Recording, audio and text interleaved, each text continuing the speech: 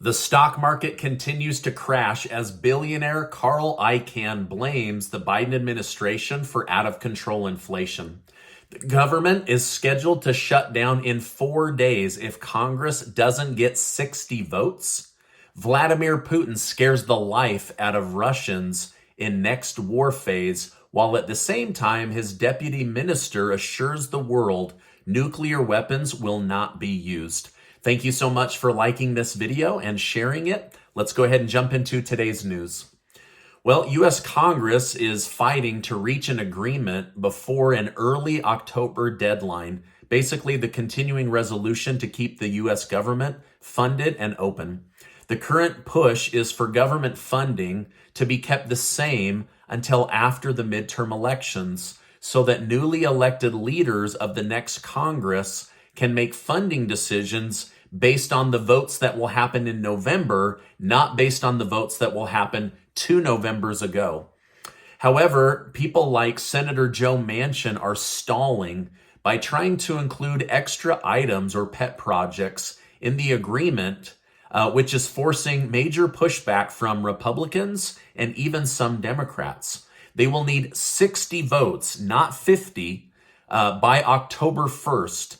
So in 4 days, which means that they will absolutely need Republican support in order to keep the government funded. Now, I believe a agreement will be reached because if not, we are dealing with another government shutdown like we've seen in the past, and we definitely don't want that to happen. So we could have Democrats and Republicans holding the country hostage over policies, pet projects, and funding if they don't get 60 votes by October 1st, so 4 days from now. Now, I hate when they do this stuff because it puts fear into those on Social Security benefits, also veterans, and into the stock market. Seniors and veterans shouldn't have to go through these kind of scares every couple of months, and neither should investors.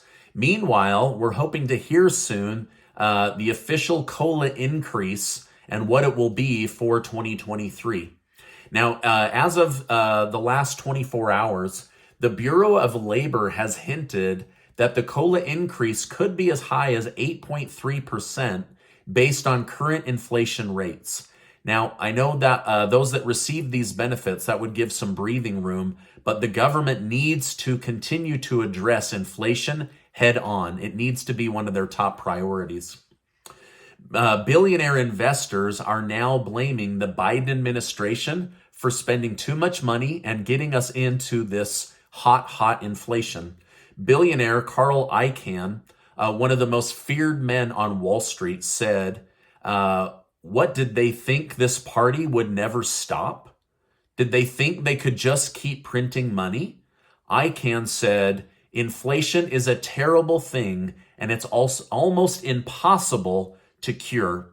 So he has his doubts that the Biden administration and Jerome Powell at the Federal Reserve will be able to get inflation under control quickly, and he worries that it's going to be detrimental to the middle class. And so he's basically come out and blamed the Biden administration for the woes that we're all feeling financially right now. Democrat Senator Kyrsten Sinema has said publicly it's time for the Senate to restore all legislation to the 60-plus votes in order to pass.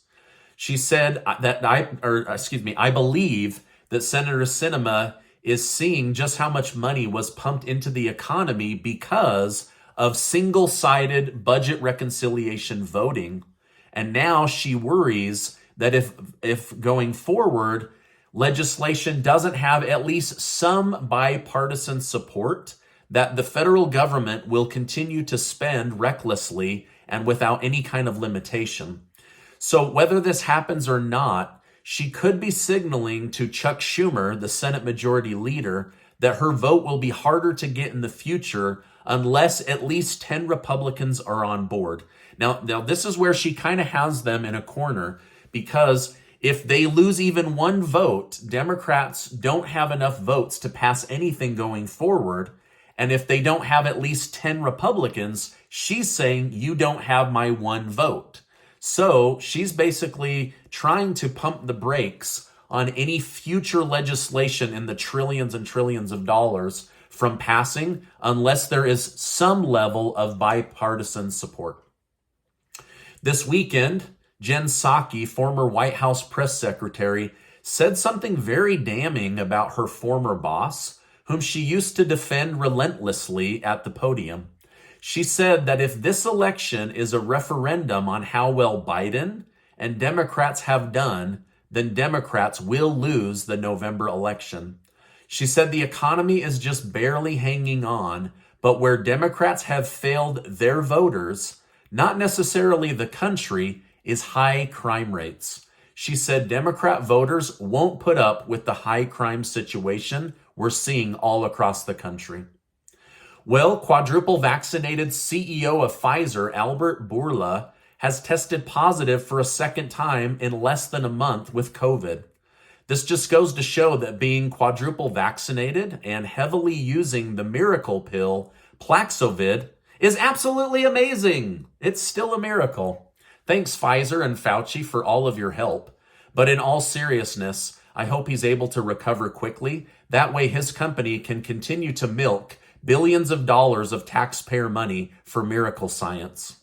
Now, one reason I'm a little bit hard on this guy is he told us that these vaccines would stop people from getting infected, and it would also stop the transmission of COVID-19. And he said people sharing misinformation about his vaccine are criminals. Well, I guess this makes him one of the biggest criminals of all because he lied to us and the government about the efficacy and the transmission based on the data that they had. And so anyway, again, I don't wish any ill on this guy, but he has made people's lives very hard, and his stuff has not turned out to be the miracle that we were all promised. Well, it's not just Republican leaders that are racist for sending immigrants to sanctuary cities. It's now come out that the Democrat mayor of El Paso has quietly sent dozens and dozens of buses to sanctuary cities in order to ease pressure on Texas and to get these people help in cities that claim to provide sanctuary. Representative Liz Cheney, a Republican, now says she plans to only campaign for Democrats this fall, and that if Donald Trump runs for office, she will switch parties and become a Democrat. I guess she really is a rhino, Republican in name only. No wonder the people of Wyoming voted the new woman in with over a 40-plus margin, kicking Liz Cheney out of office. Well, the stock market is red today on Federal Reserve fear. Many have hoped the Federal Reserve would slow down after this last rate hike. However, with inflation getting worse, Jerome Powell said more rate hikes and tightening will come, and this has now spooked the stock market even more.